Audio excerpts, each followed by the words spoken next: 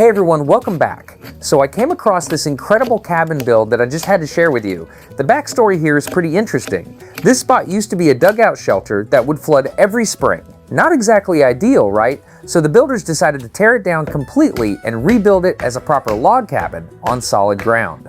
The response from viewers was overwhelmingly positive, so they went ahead with the project. What you're watching here is the culmination of months of hard work, transforming a flood-prone hole into a cozy retreat.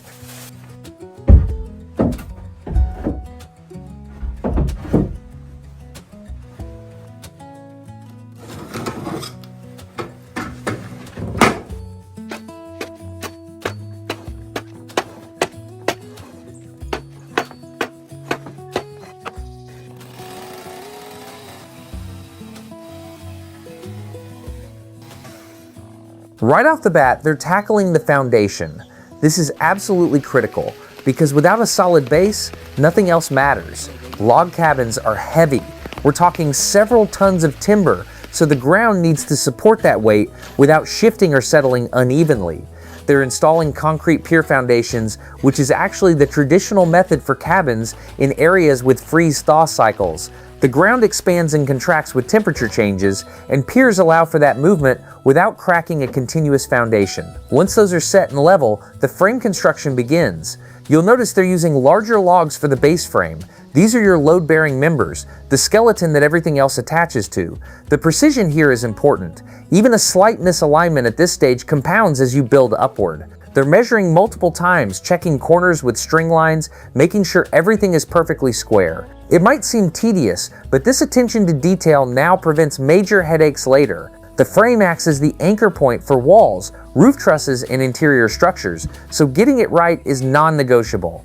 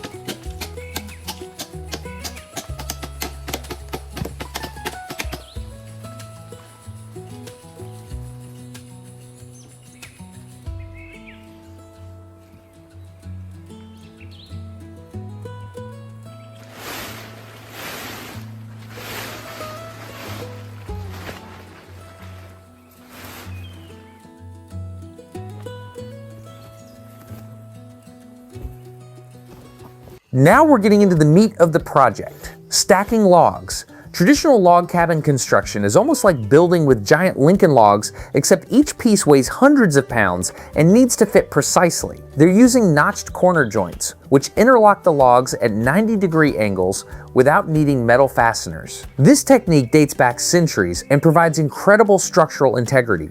Gravity and friction do most of the work once the logs are properly seated. Between each log layer, they're laying down insulation material, probably moss or modern synthetic alternatives, to seal gaps and prevent air infiltration. Temperature control in a cabin depends heavily on how well those horizontal seams are sealed. As the walls rise, you'll see them periodically checking for plumb with levels. Logs aren't perfectly uniform, so adjustments happen constantly. Some logs get shimmed, others get trimmed, all to maintain straight vertical lines. It's physically demanding work too. Moving these logs requires coordination, strength, and often mechanical assistance like pulleys or small cranes. The wall height gradually increases, layer by layer, until they reach the desired elevation for the roof line.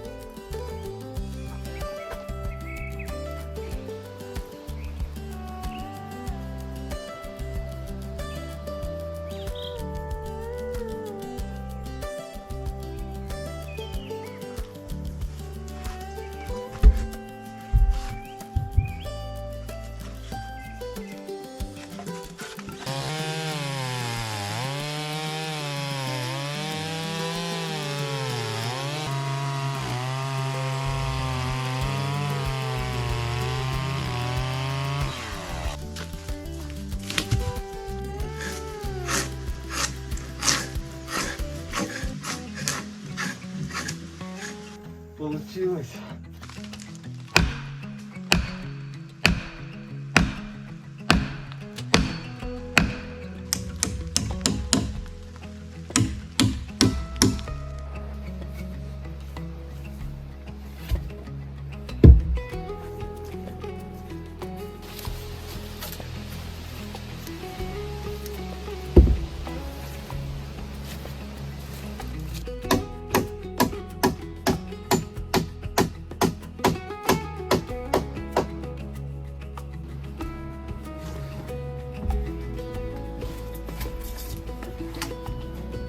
The roof is where things get complicated. Unlike walls, which stack vertically, roofs need to shed water and support snow loads, all while covering a span without intermediate supports.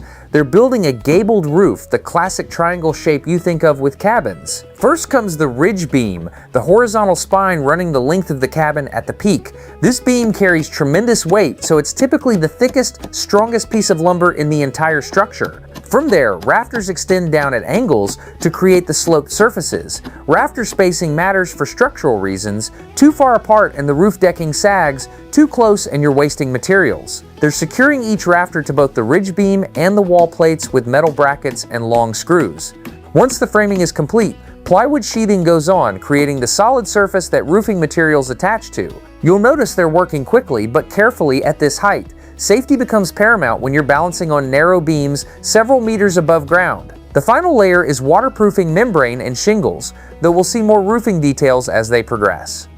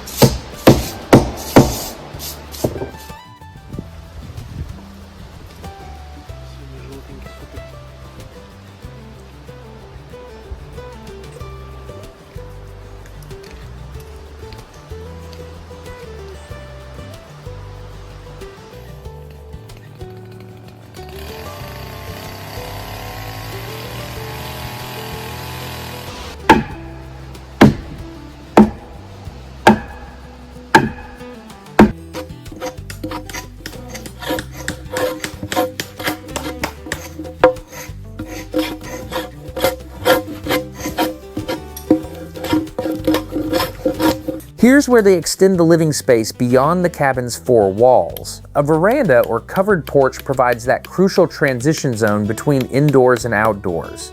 It's where you can sit during rain, store muddy boots, or just enjoy coffee while watching the forest wake up. The pillars need to go deep into the ground to avoid frost heave. In cold climates, soil moisture freezes and expands, pushing anything shallow upward. By digging below the frost line, usually around 1 to 1.5 meters depending on location, the pillars stay stable year-round. They're setting wooden posts into concrete footings which anchor everything firmly. The posts will support the extended roof section that covers the veranda, so they need to be perfectly vertical and evenly spaced. This is precision work with long-term consequences. If a post shifts even slightly, the roof above becomes misaligned. Once the posts are set and the concrete cures, they'll tie everything together with horizontal beams, creating a structural extension of the main cabin. It might seem like a secondary feature, but a good veranda dramatically improves usability and protects the cabin's entrance from weather exposure.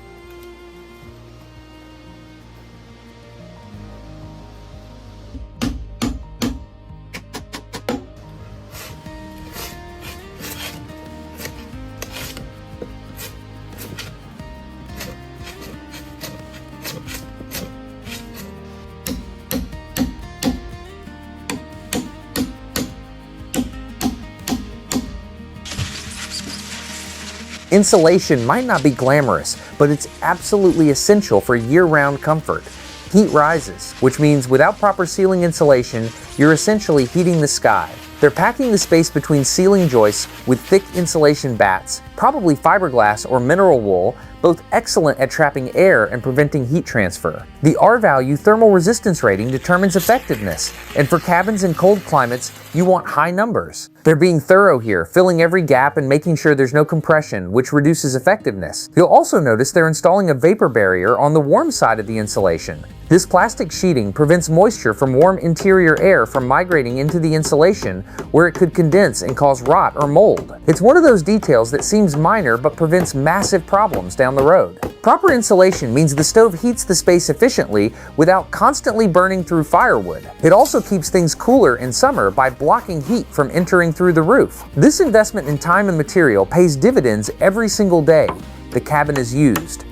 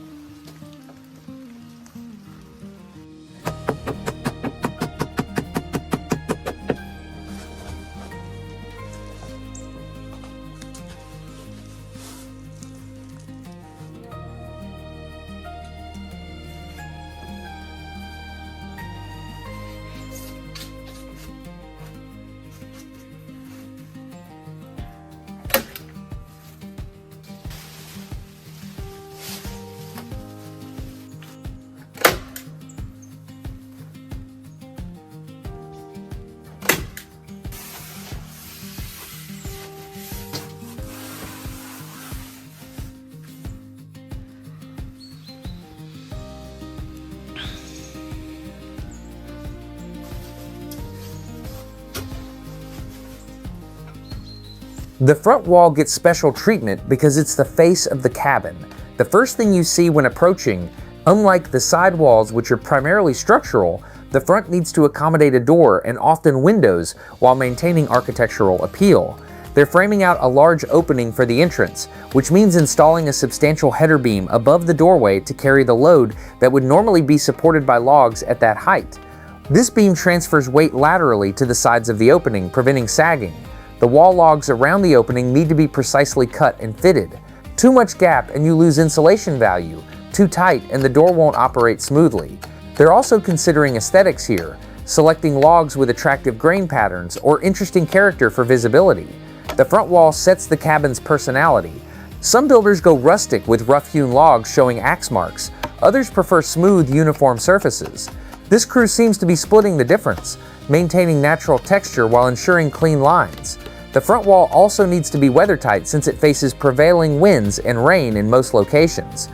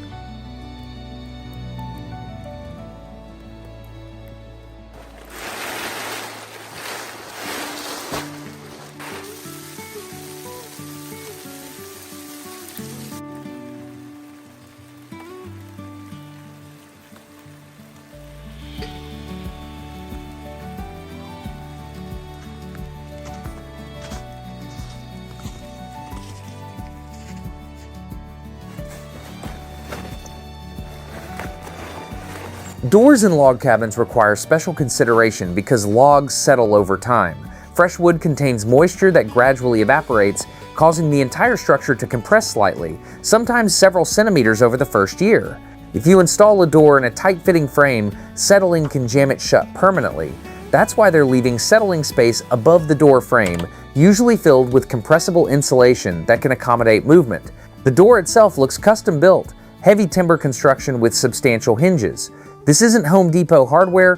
Cabin doors need to withstand extreme temperature swings, humidity changes, and physical stress without warping. They're hanging it carefully, checking swing clearance, and ensuring the latch aligns perfectly.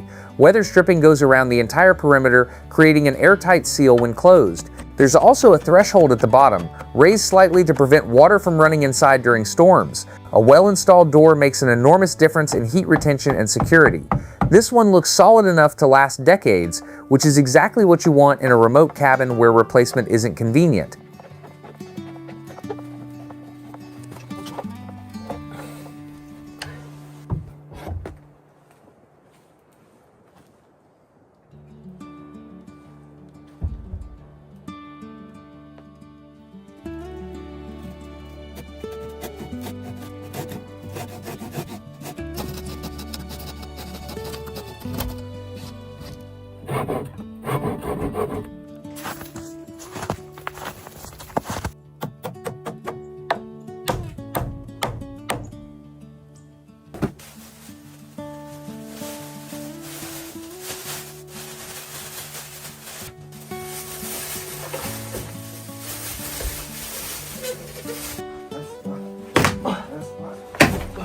Ooh.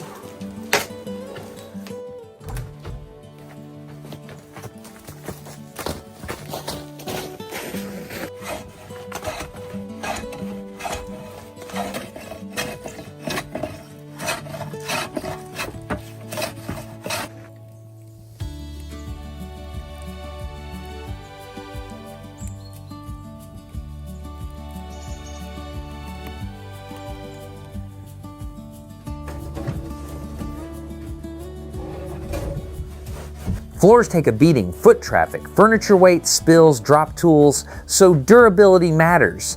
They're using thick tongue and groove planks, which lock together without visible fasteners and create a continuous surface. The tongue and groove design also allows for expansion and contraction with humidity changes without creating gaps. Before laying flooring, they've installed subflooring for structural strength and insulation underneath for warmth. Nobody wants cold feet in winter, and ground contact means heat loss if you skip this step. Each plank gets carefully positioned, tapped into place with a mallet, and secured with nails driven at angles through the tongue, a technique called blind nailing that hides fasteners completely. The wood species matters too. Harder woods like oak resist denting better than softer pines, though they're also harder to work with. There's staggering seams between rows for strength and visual appeal, preventing any continuous lines that weaken the floor or look amateurish. The result is a solid level surface that feels substantial underfoot and will age beautifully as it develops the patina of use.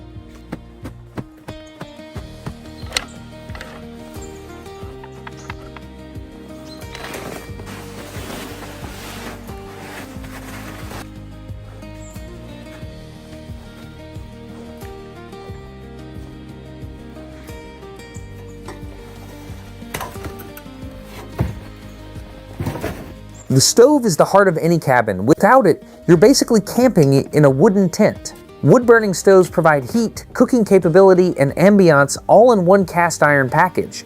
Placement is crucial. Too close to walls and you risk fire, too far from the center and heat distribution suffers. They're setting it on a non-combustible base, probably stone or tile, which protects the floor from hot embers and provides thermal mass that radiates heat after the fire dies down. The stovepipe needs to vent through the roof with proper clearance from combustible materials. You'll see them installing a ceiling penetration kit with heat shields and insulation barriers. Stovepipe fires happen when creosote buildup ignites and temperatures can exceed 1,000 degrees Celsius, so these safety measures aren't optional. They're also considering draft, the natural airflow that pulls smoke up and out. A stove that doesn't draft properly fills the cabin with smoke, making it uninhabitable. Pipe height, diameter, and configuration all affect performance. Once installed and tested, this stove will provide reliable heat for minimal cost, just requires regular wood supply and occasional cleaning.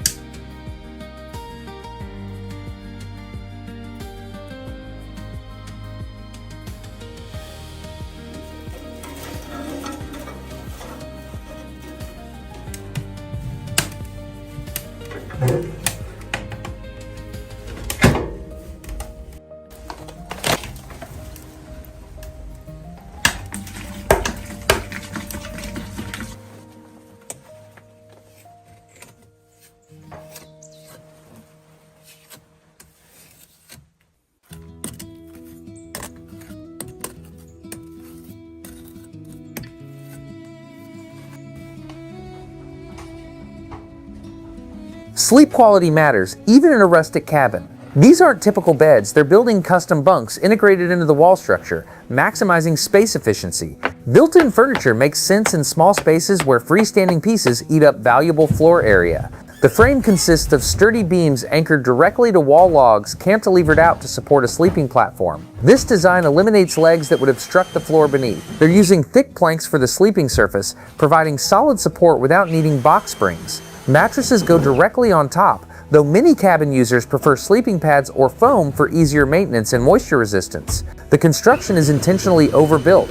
These beds will support heavy loads without creaking or swaying. Multiple people might use the cabin simultaneously, and nobody wants their bed frame collapsing at midnight. They're also thinking about headroom for the lower bunk. You need to sit up comfortably without hitting your head on the upper frame. Little details like rounded edges prevent injuries in tight spaces. These beds aren't just functional, they're permanent architectural features that define how the interior space gets used.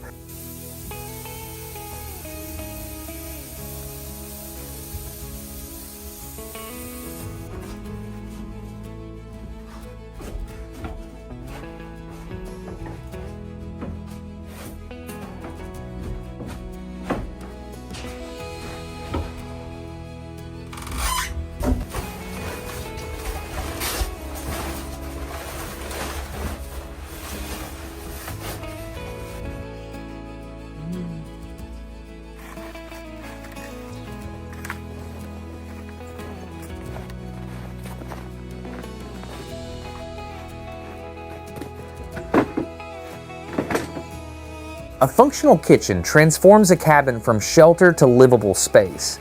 They're building everything from scratch using the same log materials as the cabin itself, creating visual consistency. The counter height follows standard kitchen dimensions, roughly 90 centimeters for comfortable food preparation. Underneath, they're installing open shelving rather than cabinets with doors, which keeps things simple and accessible. Open shelving works well in cabins because moisture and pests are easier to monitor visually. The countertop looks like thick planks sealed with food-safe finish to resist water and staining. There's dedicated space for a wash basin, probably connected to a gravity-fed water system from a roof-mounted tank or nearby spring. No running water means careful planning for drainage, likely a pipe leading outside to a gravel pit. Storage is crucial. They're creating cubbies and shelves for dishes, cookware, and dry goods. Everything needs protection from rodents, so proper sealing matters. The kitchen positioning near the stove makes practical sense. You're using the same heat source for warming the space and cooking meals. It's simple but complete, with everything needed for meal preparation in a compact, efficient layout.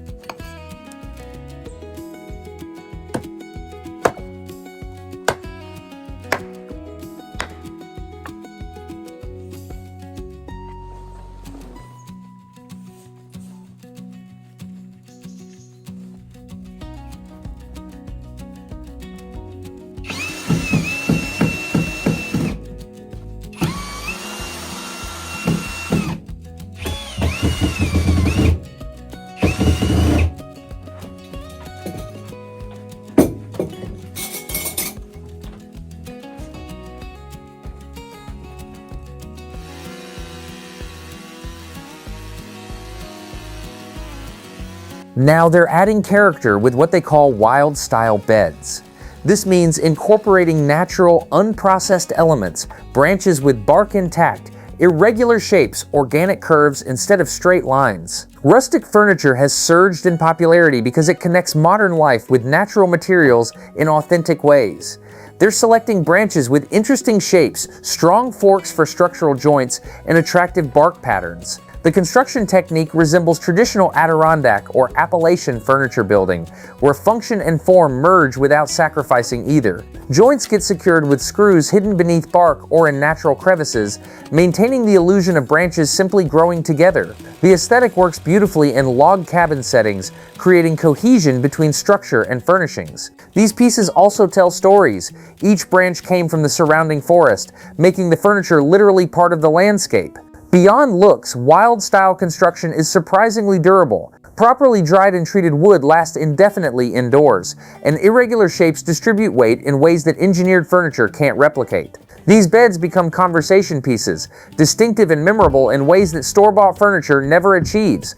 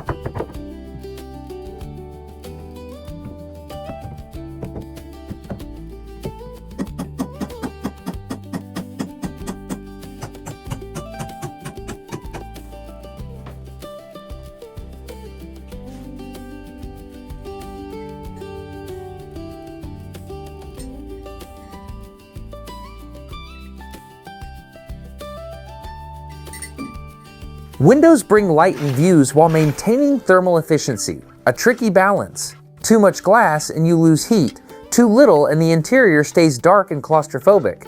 They're installing double-pane units which trap insulating air between layers of glass, dramatically reducing heat transfer compared to single-pane windows. The frames are wood to match the cabin aesthetic and provide better insulation than metal alternatives. Window placement was planned during design. Southern exposure maximizes passive solar heating in winter, while northern windows provide consistent indirect light year-round. They're using settling spacers here too, just like with the door, because log compression would otherwise crack the glass or jam the windows shut. The installation process requires precision. Windows must be level, square, and properly sealed to prevent drafts and water infiltration. They're applying generous beads of caulk around the exterior perimeter, creating weather-tight seals. Inside, they'll add trim to cover gaps and create finished edges. Quality windows transform cabin livability, providing connection to the outdoors while maintaining comfortable interior conditions. They're essentially controlled holes in your thermal envelope, so choosing the right products matters enormously.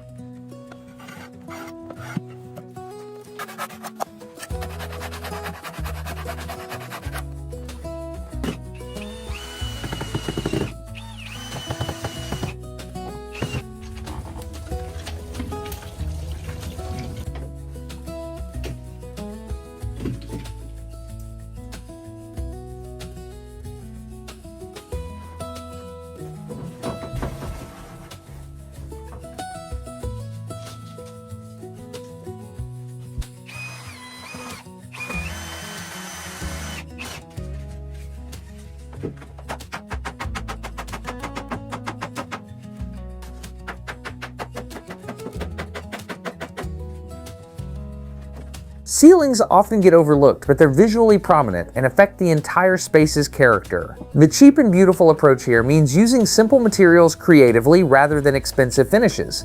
They're installing tongue and groove pine boards, one of the most cost-effective options that still looks refined. The natural wood grain creates warmth and texture without additional treatment. Just clear finish to protect against moisture and aging. Installation moves quickly because tongue and groove boards self-align, eliminating the precise spacing required for individual planks. They're running boards perpendicular to the joists, nailing through the tongue into each joist for secure attachment. The uniform lines create rhythm and draw the eye along the ceiling's length, making the space feel larger. Pine also has practical advantages. It's lightweight, easy to work with basic tools, and readily available. The boards hide all the structural elements above joists, insulation, vapor barrier, creating a clean finished surface. As the wood ages, it develops a honey-colored patina that enhances rather than detracts from appearance. Sometimes the best solutions are the simplest ones that let natural materials shine.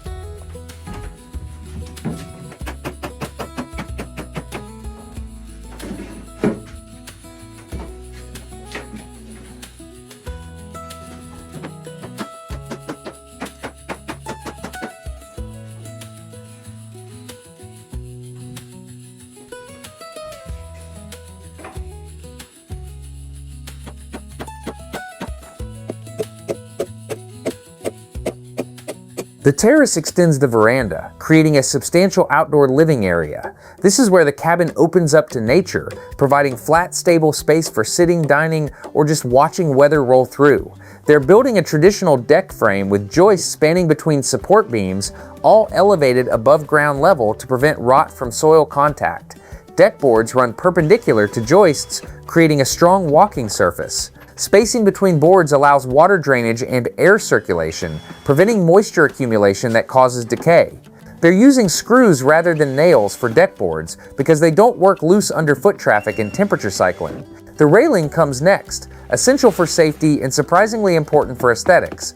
They're incorporating the same wild style approach used in the beds, with natural branches forming unique balustrade patterns. Building codes don't apply in remote locations, but smart builders still follow safety principles. Rail height that prevents falls, spacing that won't trap limbs, sturdy construction that supports leaning weight. The finished terrace becomes the transition zone between cabin comfort and wilderness experience, arguably the most used space in good weather.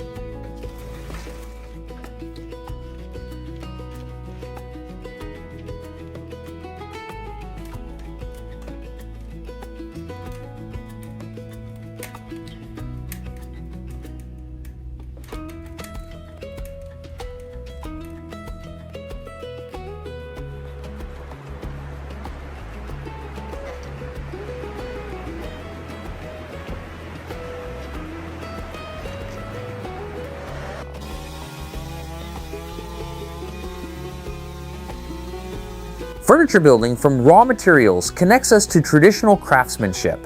These aren't IKEA pieces with instruction manuals. They're creating functional seating from logs and branches using techniques hundreds of years old.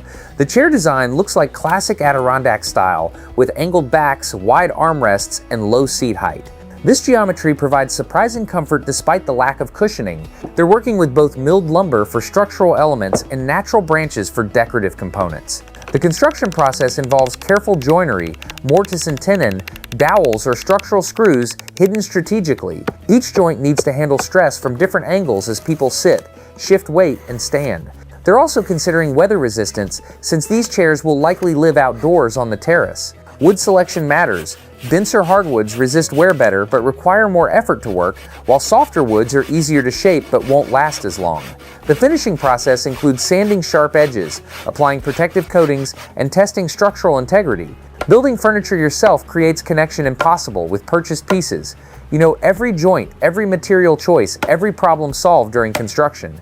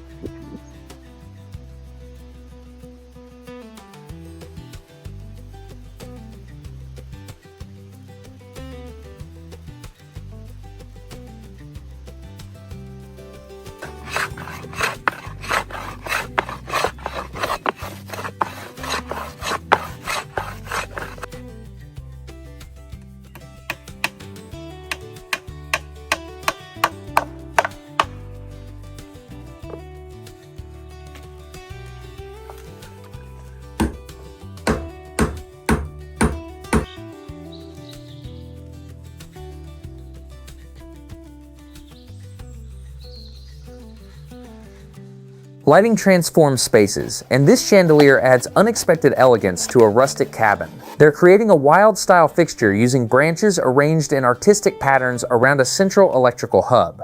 The contrast between natural materials and electric light creates fascinating visual tension, ancient forms meeting modern technology. Branch selection emphasizes interesting shapes, forks, and curves that cast dramatic shadows when lit.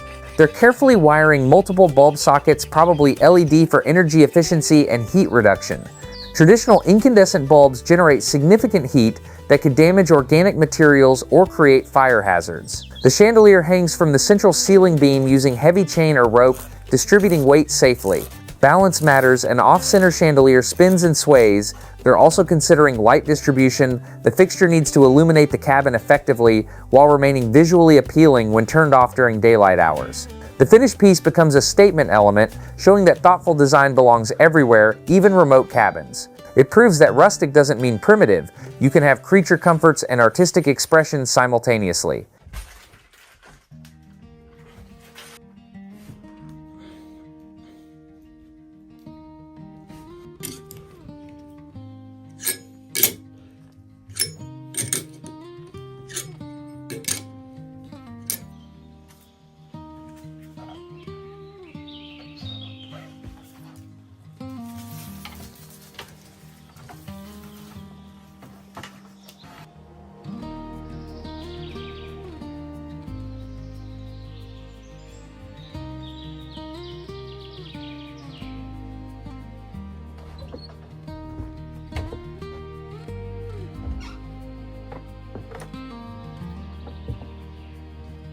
And there you have it, a complete transformation from flooded dugout to fully functional log cabin. What started as an ambitious idea became reality through careful planning, hard work, and traditional building techniques. Every element we walk through serves dual purposes: structural necessity and aesthetic appeal. The builders created a space that honors historical methods while incorporating modern improvements where they enhance livability. This cabin will provide shelter, comfort, and connection to nature for years to come. The craftsmanship evident in every detail from foundation to chandelier represents skills many people have forgotten in our age of prefabricated everything. Watching this build reminds us that creating shelter with our hands remains one of humanity's most fundamental and satisfying activities. Whether you're planning your own cabin project or just appreciate quality construction, hopefully this journey inspired you. The footage showcased here represents months of dedication, problem solving, and physical labor. Thanks for watching this transformation with me.